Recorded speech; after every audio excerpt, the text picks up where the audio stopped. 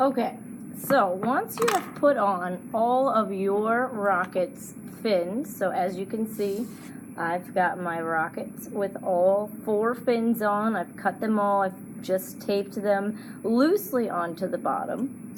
It is time for the nose cone. Now, your nose cone we had just kind of set aside for a while, but we need to add weight to this. So I went to the store and I bought you guys some Play-Doh.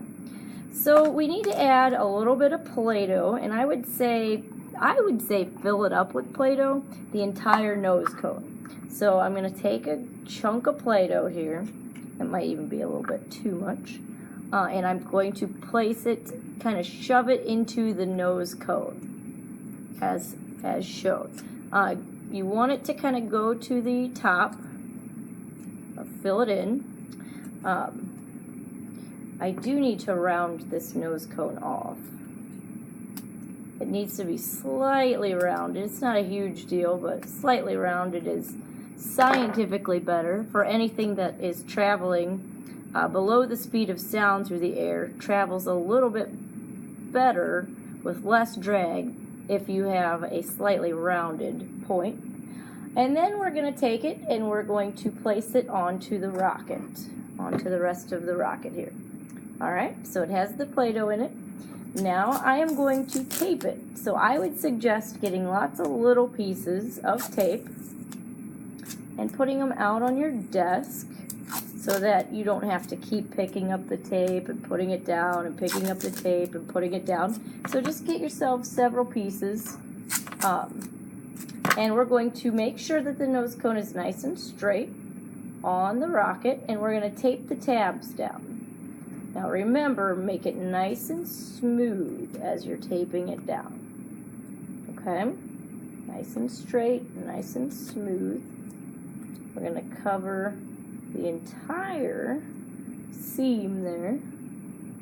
Gotta make sure we're straight. So the less air bubbles, the better. Let's try to get it. Okay, so now the nose cone is on there. Alright, so it should have a little bit of weight to it.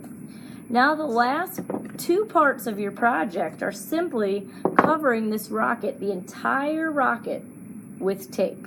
So you're going to do your little strips. I would start and just do 1 strip at a time. Remember, the smoother it is, the higher it will go.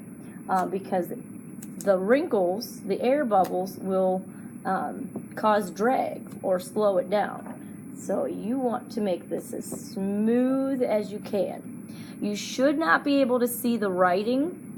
See how you can see through this first layer of tape? You can see the ink from the paper. You want to definitely put another layer on. I would say no less than 2 layers. Between 2, 3, some kids have even done 4. You do have to cover the entire fin. So all the fins need to be covered, the nose cone needs to be covered, everything covered with tape. So you're going to get yourself a few more strips. I would just get a bunch. Lay them out. I would make them, long enough to wrap around the rocket, but not too terribly long. What I hate to see kids doing is taking the tape and simply like wrapping it, pulling it around like this. You're going to get too many mistakes, too many air bubbles with that. So 1 strip at a time, smooth it down, put in another one, okay? Until the entire thing is covered. Then, once your rocket is complete, we will do what's called the swing test, where we will tie a string around it. We'll swing the string around. We want to see the rocket flying in the direction we're swinging it. If it's not, then we need to make some adjustments. We either need to add some more Play-Doh or we need to adjust the number of fins, but we can figure that out when we get there. I'll help you troubleshoot that. And then if you pass the swing test, it's time to paint. All right, have some fun.